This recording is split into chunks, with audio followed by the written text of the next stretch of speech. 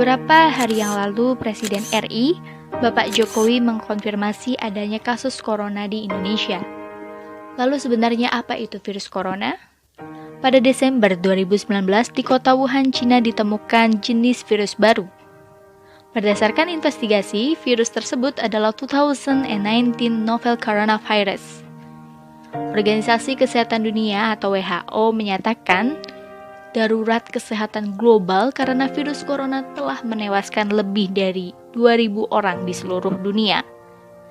Hingga saat ini lebih dari 85.000 kasus infeksi telah dilaporkan secara global. Sebagian besar kasus tersebut berasal di daratan Cina. Lalu, apa itu virus corona? Nama coronavirus berasal dari bahasa Latin corona yang berarti mahkota atau halo. Di bawah mikroskop elektron, gambar virus tampak seperti lingkaran sinar yang mengelilingi matahari. Menurut WHO, coronavirus atau COV adalah keluarga besar virus yang menyebabkan penyakit mulai dari flu biasa hingga penyakit yang lebih parah seperti Middle East Respiratory Syndrome atau sindrom pernafasan Timur Tengah disebut MERS-CoV yang terjadi di Arab Saudi pada tahun 2012. Dan juga Severe Acute Respiratory Syndrome atau sindrom pernafasan akut disebut SARS-CoV yang terjadi di Cina pada tahun 2003. Lalu jenis virus corona yang baru ditemukan menyebabkan penyakit COVID-19 atau Coronavirus Disease 19. Virus corona tergolong zoonotik, yang artinya dapat menular dari hewan vertebrata ke manusia ataupun sebaliknya. SARS misalnya, ditransmisikan dari luwak ke manusia, sementara MERS ditransmisikan dari unta ke manusia. Menurut berbagai informasi, beberapa jenis virus corona terdapat di beberapa hewan yang hingga saat ini belum menginfeksi manusia. COVID-19 adalah sebuah penyakit infeksi yang disebabkan oleh virus jenis baru yang sebelumnya tidak diidentifikasi pada manusia. Virus dan penyakit baru ini tidak diketahui sebelum akhirnya mewabah di Wuhan, Cina pada Desember 2019. Bagaimana gejala COVID-19? Gejala dapat muncul dalam waktu 1 hingga 14 hari setelah terpapar virus. Menurut WHO, gejala paling umum adalah demam, lelah, sesak nafas, dan batuk. Beberapa pasien mungkin mengalami keluhan nyeri, hidung tersumbat dan berlendir, nyeri tenggorokan, atau diare.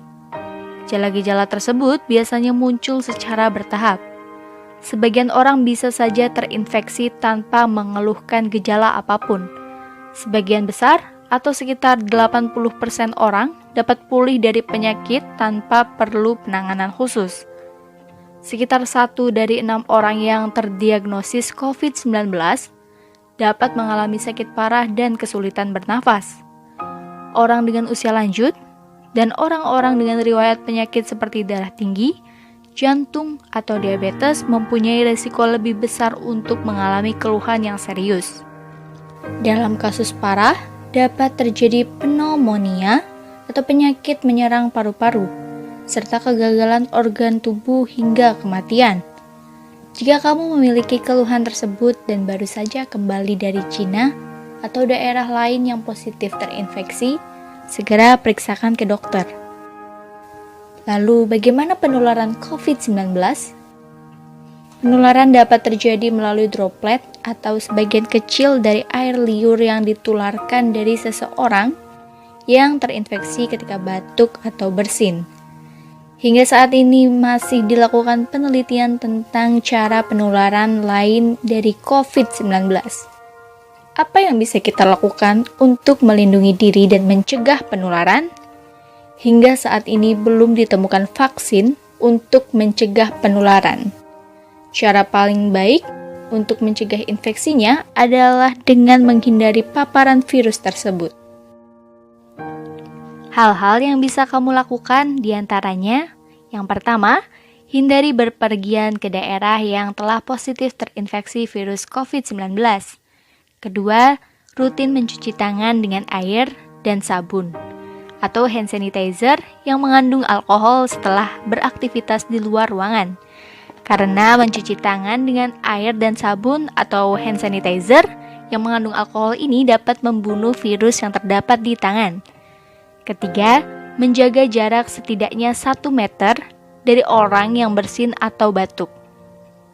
Ketika seseorang bersin atau batuk, mereka mengeluarkan droplet dari hidung atau mulut yang mungkin mengandung virus. Apabila jarak kita terlalu dekat, maka droplet tersebut bisa kita hirup, termasuk virus COVID-19, jika orang yang bersin tersebut positif terinfeksi.